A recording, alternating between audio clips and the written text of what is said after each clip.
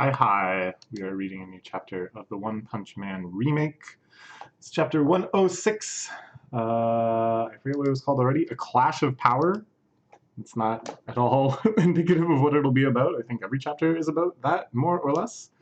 I watched the first episode of season 2 of the anime and found it kind of, I don't know, that there was nothing really in the animation that blew me away. The pacing seemed pretty flat. A lot of the panels felt like they were just copied wholesale from the manga, which is fine because, of course, the panels in the manga are fantastic. And just to kind of animate the manga is fine. But the season 1, which was Madhouse, was fantastic and went so far beyond that. And season 2, I kind of feel like Madhouse didn't really want to do it, maybe feeling that there was not going to be just as good an arc, wanting to wait until Monster Association was completed in the manga and was animatable. Something like that, I'm guessing, happened. And they were like, no, we need to strike when the iron is hot. We need to continue building our audience, which is understandable. Now JC Staff is doing it in the studio. Definitely not known for their mind-blowing action sequences, so it's a little disappointing. I think I'll keep watching it. Who knows, it could turn around a bit. But the manga continues to be awesome. We also have a chapter of the original webcomic that I'd like to read soon. Saitama staring down at the camera with his fist very, very close up. Is he going to actually show up in this chapter? I doubt it, but we'll see. So, Creepy Prisoner chasing down the dragon-level cat, who's running away from him, completely creeped out by him. Even though I have every reason to assume the cat is much stronger than him, given that it's a dragon-level threat, an executive monster, he just does not want to do this matchup. Run into you for a world of hurt. Much better off fighting me pre-prisoner. Soon you'll understand why. Okay. So it looks like he's done chasing the cat for now. We're starting to get into the phase of this arc where kind of the geographical space becomes more important, and the characters are going to start really interacting with each other. And we know that Prisoner, in the original at least, took full advantage of this by just swimming through stone, doing the angel swim. Oh, baby. Excuse me. It's Dark Alloy Shine. A character that we have not really seen flex his muscles too much in the remake, but we know from the original is a beast to end all beasts, fighting against one of the monsters that went up with Royal Ripper and fought against Garo. This is Insect God, I think his name is, who's wailing away at Dark Alloy Shine, but not making a single dent. What's the big idea? Are you standing there motionless with your guard up like that? Have you given up on fighting me? Why won't you fight back, Super Ally Darkshine? I can't remember. I swear his name has changed several times. Or that there's multiple permutations of like the same set of adjectives that people just keep rearranging and using to describe him. I don't know. I could have sworn his name was something else, but whatever. The moment you said this to me, I am an invincible monster who symbolizes the strength of insects. Ultimate Master Surfer's power Surfer is exactly that, the strength of insects. To pass by a monster, then I feel totally rejected. I want to experience that power for myself. Ah, he just wants to take the hits. He wants to see how hard it can punch. But it's disappointing. Not hard at all. It's supposed to be an insect monster, and you don't even have a dark shine. Talk about a letdown. Yeah, so he idolizes beetles. He idolizes like the big combat beetles of Japan that always have that lustrous, hard outer shell. My faux power at that brief exchange? Disappoint me. Look at this. It's a mountain of a man. The way there's muscles drawn on him, I'm going back a bit here. I just wanted to look at his back again. This is like a new tier of muscularity to me. It reminds me of that guy in Yu Yu Hakusho, you know, whose muscles had muscles on top of muscles and muscles. My body is nothing more than enlarged muscles. At the very least, they far surpass you, but God. So yeah, he kind of has a complex too, that he's just strength. He doesn't have ranged attacks. He doesn't have psychic powers. He doesn't have bizarre mutations or robot parts or anything like that. He's just strong. he's just a big beefy guy. And even his technique, I think, is much minimized compared to somebody like Bang, or like Atomic Samurai or whatever. He's just strong, but it is cool that he's like the strongest of the guys in S class who are just strong. Because this is also true of Pre Prisoner and the Tank Top God. You know, like they both, they're really, it's all about their physical strength. But none of them can measure up to Dark Ally. 3 heroes you should never anger if you value your life. Strongest creature on earth, King. The King engine will begin to roar, and all evildoers will be sent to hell before they can blink.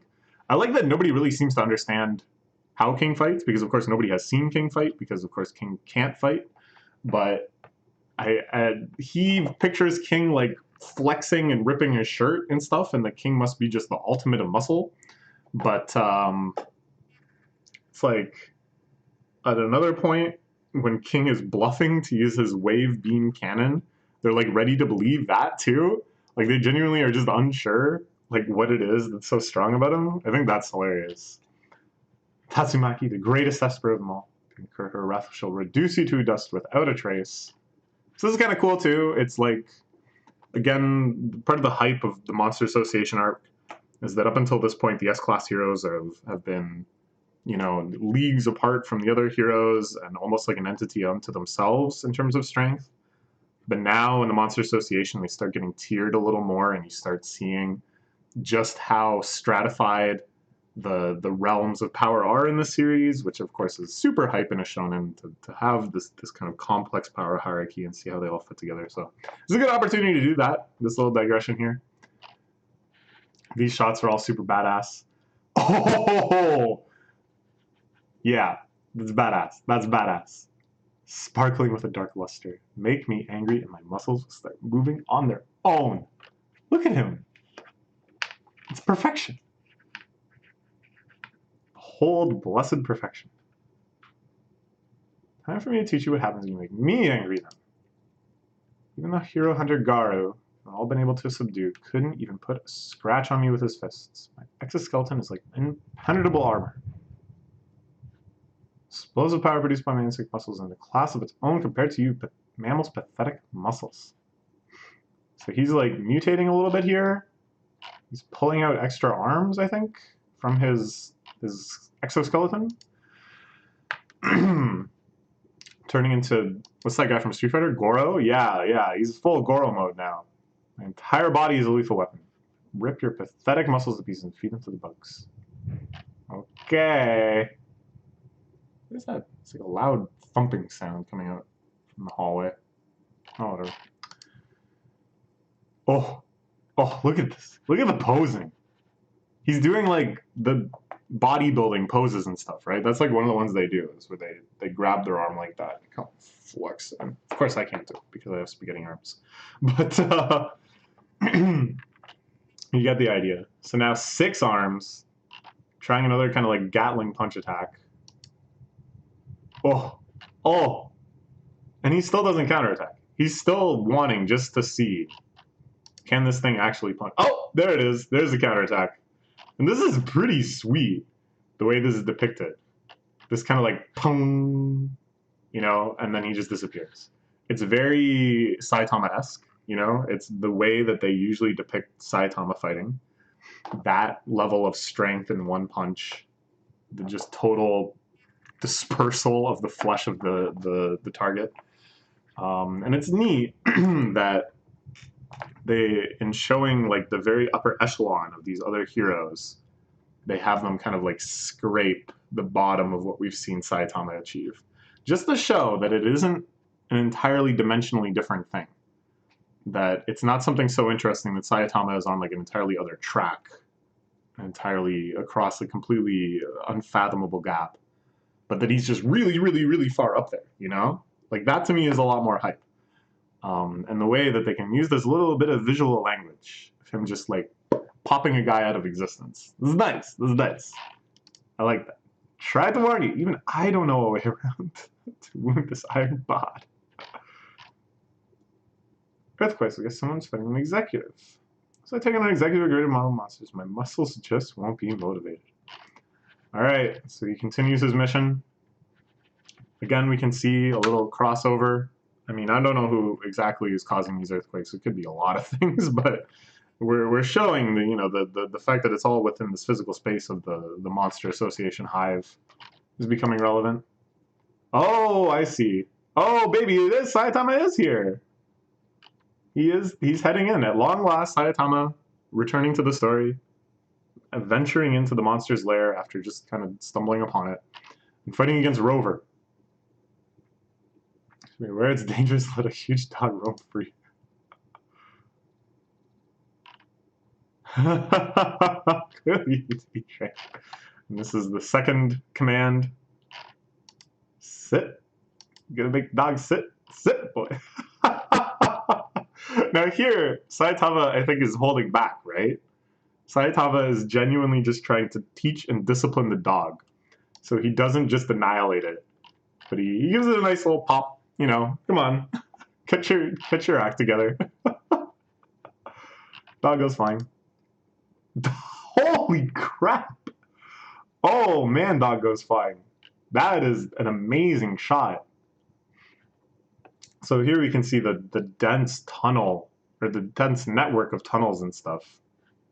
And this is the area that had been kind of like sheared down, I think, by the fight between Garo and Orochi, maybe? And now Saitama blasting another gigantic hole in it. The earthquakes felt everywhere. Oh, Homeless Emperor. We saw Homeless Emperor. Just for a second, we saw Homeless Emperor. One of the coolest characters, IMO, in the entire series. And Zombie Man, another extremely cool character. Oh, it's getting so exciting. Everyone is here. Cue the smush music. Tatsumaki. The contrast between Tatsumaki and Fubuki. Both of them keeping rocks out of the way. And Fubuki, of course, with the Kung Fu brothers. Here's the Ugmon, Ugly Furor, or whatever it's called. Natural evil water. The eyeballs just floating around in the bizarre goop, or whatever it is. Here's Psychos, Black Sperm, Nyan, all of the major players in the endgame of this arc. Ooh, how exciting, how exciting. Oh man, there's so many fights I'm looking forward to see. Here's Child Emperor, escorting out the son of the executive. Unaware still that there's yet another kid. Dark Alloy Shine and Sweet Mask, who's just eviscerated a team of poor unfortunate humans. Everyone's here? Sounds like an explosion. What is this shot? Wait. Here's Captain Mizuki. Always glad to see more representation of her. Just an unbelievably great character design. And then Child Heroes. None of the heroes have contacted us, so I couldn't get a read to save the battle. So yet another unknown party joined the fray. Yeah, you know it. You know that unknown. You've seen him before. Asking for tea and just becoming a nuisance. Okay. So this is Saitama's apartment building.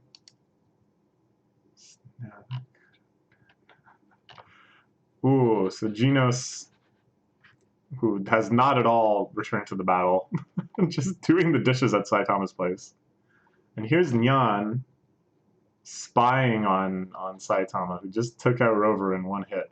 So maybe Nyan, the reason that Nyan wasn't in the original endgame, and who knows what role he'll have in this endgame, is that he sees Saitama and he's just gone. Like, he just leaves entirely. I think that would be very smart and very in character. But he's like, oh, we're going to lose. This guy just one-hitted Rover. So we're probably going to lose, and I think I'm just going to leave. He hasn't noticed me yet. If I want to let supplies attack, now's the time. Oh, whoa! Okay, so Nyan is just dead too. I would imagine. I don't see how the heck he survives this. The counterattack from Saitama. Scratching up his head. After the dog, now I get a cat figure. I like Rover's eyes all X'd out here. That's very cute. Yeah, this guy's definitely chill. You made a mistake. Buddy, you made a mistake. So I'm a little disappointed. I kind of thought it would be neat to see, you know, more in general how Nyan fights, why he's so strong, see him go up against some other S classes. But I don't see how this isn't the end for him. Saitama is mad at him, staring at him. Okay, so he runs, running into a crack to the other monsters. No clue if anyone can actually beat him. Psychos recognizes that Rover is down. That's got to give her pause. That's got to make her wonder what's going on here. I like the shot of Saitama. Just classic. What a beautifully crafted character. So iconic. Just any of these shots of him just standing there with a dumb expression are just like perfect. They just like perfectly punctuate and accentuate the manga. Troubled. Only because executives getting pummeled. And here we have the big psychic showdown. Tatsumaki versus Psychos. The truth of Psychos may be revealed soon. Could be fun. Good to see more of that character design. So my hideout hero. Predicted you be the one I have to take on personally. The Tornado of Terror, the child blessed with unparalleled ESP. Okay. Gyoro Gyoro, chief advisor of the Monster Association, creator of the new world where monsters will rule. Big boss or not. Okay, Nico. She's just smiling with her big one eye.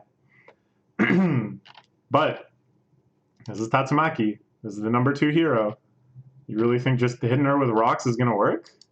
I don't know either because it's about to end. All right. Let's see what will happen in the next chapter. It could go in so many directions now. This is, I think, the ideal place for a shonen arc. Just having so many characters like in play, so many characters that can interact with each other in the same geographical space. Not really sure what the matchups are going to be, but knowing the potential that every character has, either explicitly from seeing them fight before or implicitly knowing how they're ranked among these hierarchies, so that every encounter is just loaded with significance and hype, and yet there's still so many unknowns, you know? There's so many different ways that could shake down from here until the end game of Monster Association. Alright, we will see what happens in the next one.